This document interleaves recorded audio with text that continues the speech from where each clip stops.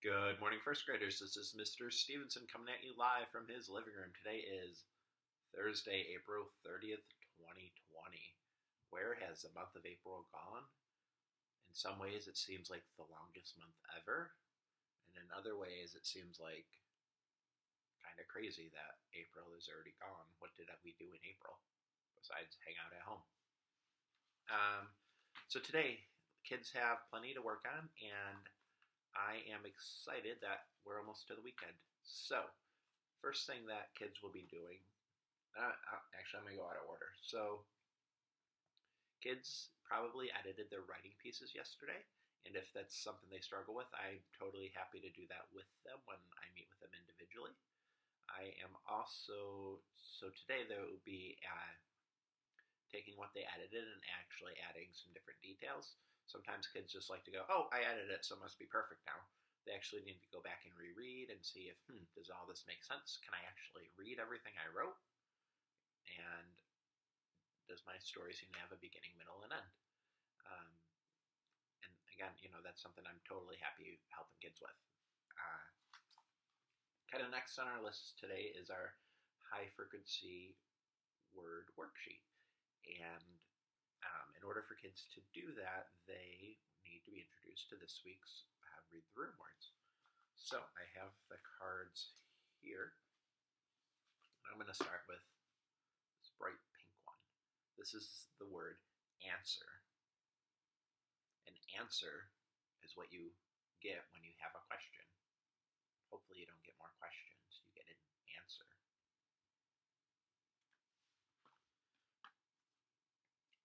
Brought. I brought something to the kitchen, and now I can't find it. Brought. It's because I ate it. Don't tell anyone. Our secret. Busy. I know it looks like it should be bus Y or bus E, but it's busy. I know it makes it sound. Yeah, it's weird. That's why it's Read the Room word. Are you being busy by keeping yourselves occupied so your parents can get things done on their own? Busy, busy, busy. Okay, this next one is door. I have quite a few doors at my house. How many doors do you have at your house? Door. I wonder if a door handle is magnetic. Is a doorknob magnetic? Enough. Had enough already of it. Spring needs to be here. No more winter. Enough. And then this last one. Whew. E-yes? No. Eyes. Like the things you see with. Eyes. Yeah. It looks pretty weird, doesn't it? Eyes.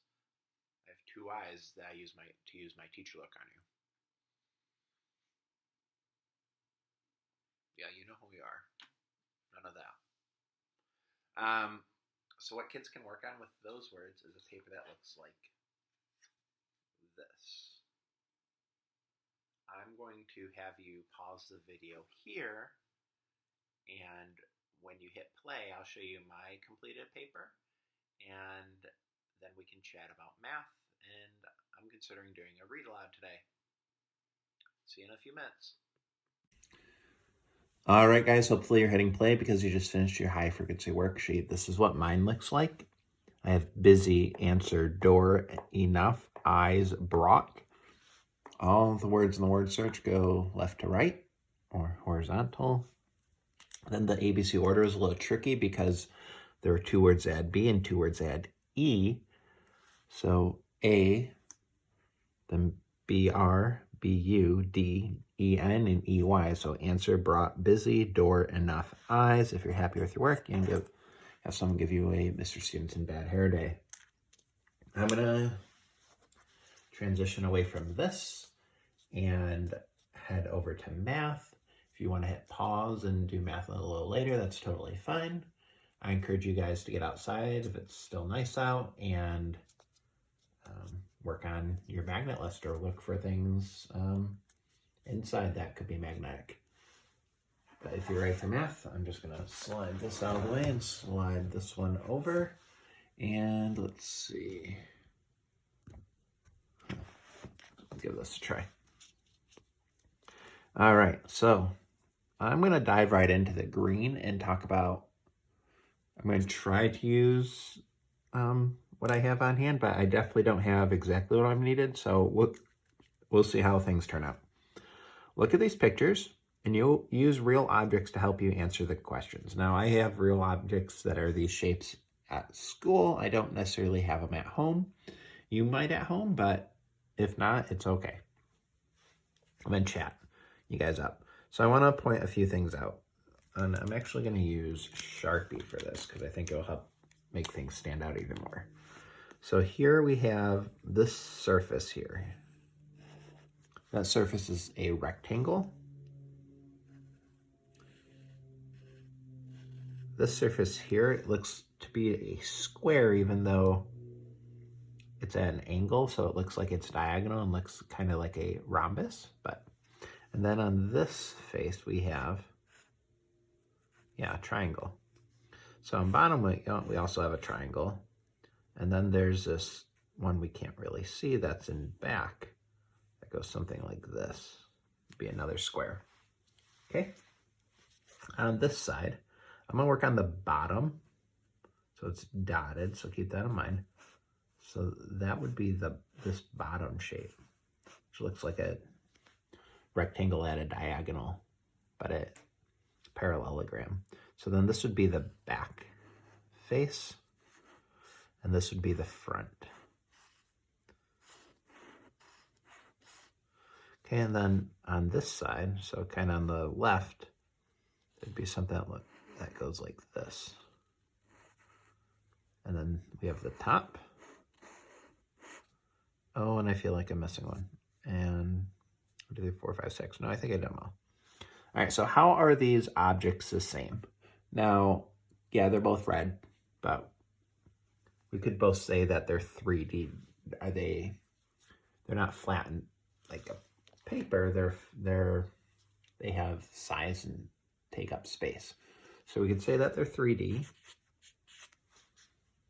We could also say that some of the sides look like they're rectangles. Would you say some sides are rectangles or some surfaces? Some, I don't really like writing in Sharpie, but we'll see what happens. Some surfaces are rectangles.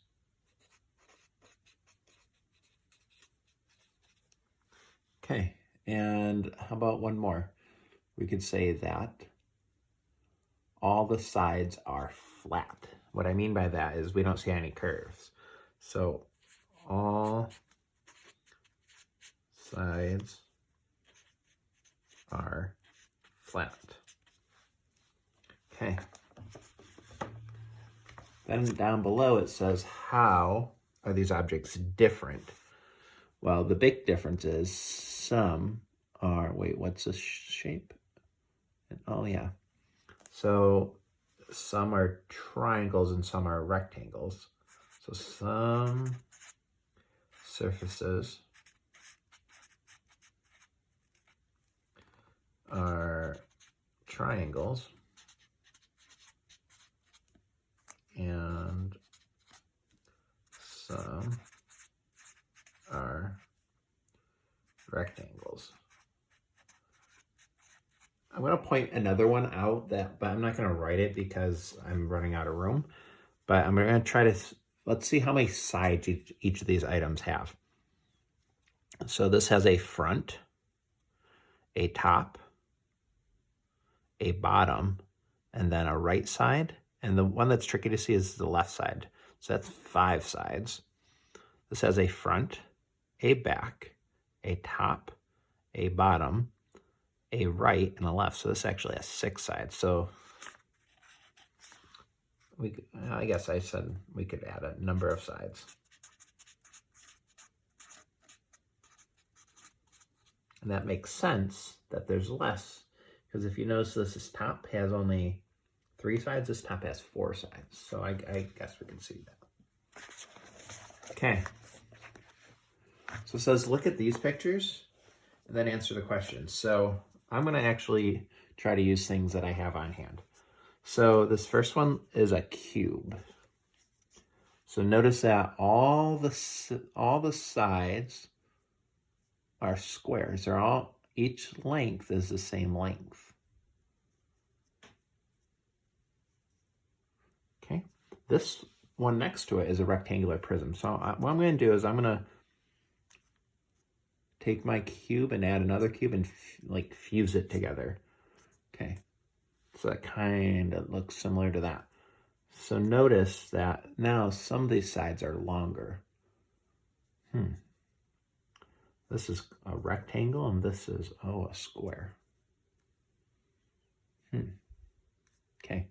So how are these objects the same? So let's see first, like we just did on this one, how many sides this rectangular prism has. So 1, this right side, top, 2, 3 is the bottom, and 4 is the left, 5 is front, 6 is back. So this has 6 sides. Okay, and now take this away and make it a cube again. Let's see how many sides are on a cube. Front, back, right, left, top, bottom, that's 6. So would they have that's the same, 6 sides. And are any of these sides have curves, or do anything have curves? Yeah. So we could say no curves, all straight. Okay. How are they different?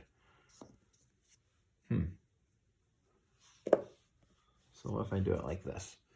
If I hold them up. So here I have a rectangular prism, and here I have a cube. Well, you'll notice that the rectangular prism is longer. So all the sides are the same length on the cube, and some of the length on a rectangular prism is longer. So we're going to say the length, they have different lengths.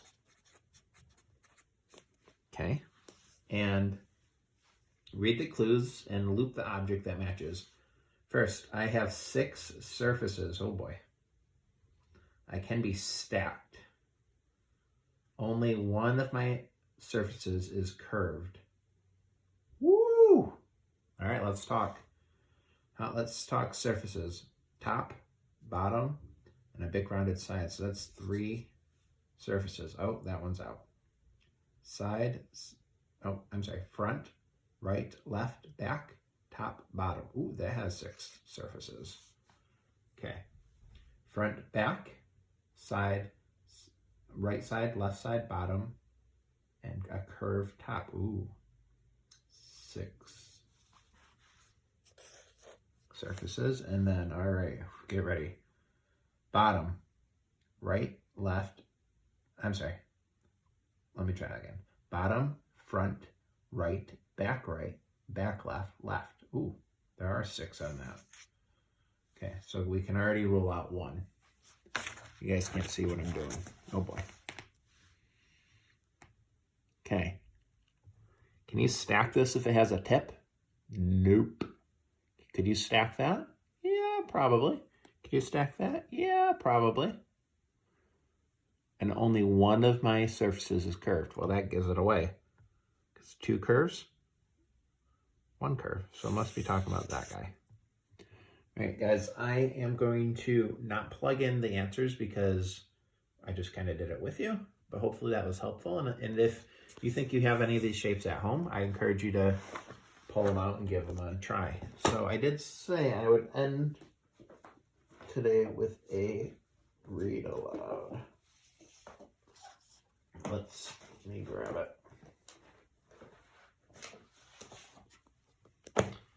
Okay, it is called, and if you have a Sharpie, be sure to cap it, Little Red and the Very Hungry Lion.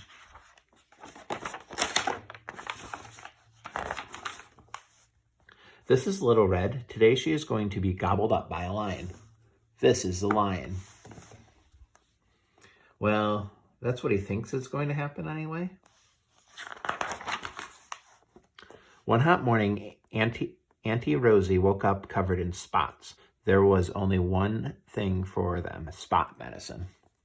Ring, ring, ring, ring. Oh dear, said Little Red when she heard the news. I'll come right over. So she put some spot medicine in her basket and waved goodbye to her daddy. It was a long way to Auntie Rosie's house. Little Red walked under the giraffes and past the chattering monkeys. She crept around the termite mounds and under the leaping gazelles. Then she caught a ride on an elephant.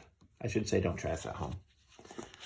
Wiggled her way around the hippos and warthogs, and then she waved hello to the meerkats.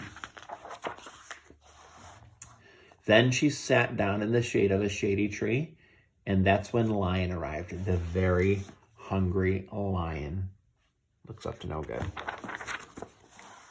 Oh, hello, peered the lion. Where are you going? To visit my auntie who is covered in spots, said Little Red. In the time it took for his tummy to rumble, the very hungry lion had cooked up a very naughty plan. Do not try naughty plans at home. My clever plan.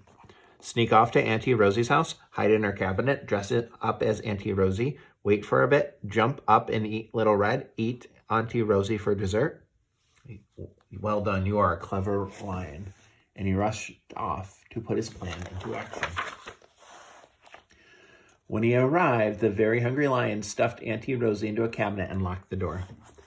Then he squeezed himself into one of her nightgowns and covered himself all over in spots.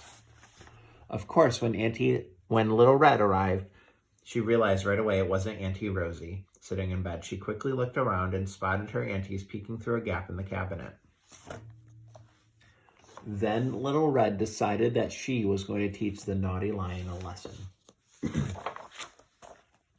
Oh, Auntie, cried Little Red, what tangled hair you have. And before the very hungry lion could even lick his lips, Little Red had brushed and combed and twisted and braided until the lion had a lovely new look. This had not been part of the lion's plan, so he opened his mouth wide. Disgusting, shouted Little Red. What gigantic, grimy teeth you have, Auntie. No, everyone should probably go brush their teeth. Okay, now that you're back, let's continue. And Little Red made the very hungry lion brush his teeth until they sparkled. Oh, Auntie, sighed Little Red. What an old nightgown you are wearing. And before the very hungry lion knew it, Little Red had found a much prettier dress for him to wear. This had not been part of the lion's plan either. Stop! I am a very hungry lion, and my tummy is grumbling. Little Red pointed her finger. Well, trying to eat children and aunties is very naughty, and if you were hungry, all you had to do was ask for some food. The very hungry lion let Auntie Rosie out of the cabinet and said sorry ever so politely. Little Red gave Auntie Rosie the spot medicine, which worked immediately. Then the three of them grabbed a whole basket of donuts together. The lion had 5. I'd probably eat 6. Soon it was beginning to get dark, so the lion walked all the way back to home with Little Red on his very best behavior. He promised to never ever try to eat another auntie or any children. But he might be tempted to eat Daddy. No, bad kitty. The end. Hey guys, I hope you enjoyed that. And if you have any questions, let me know. And I look forward to chatting with you guys soon. Bye.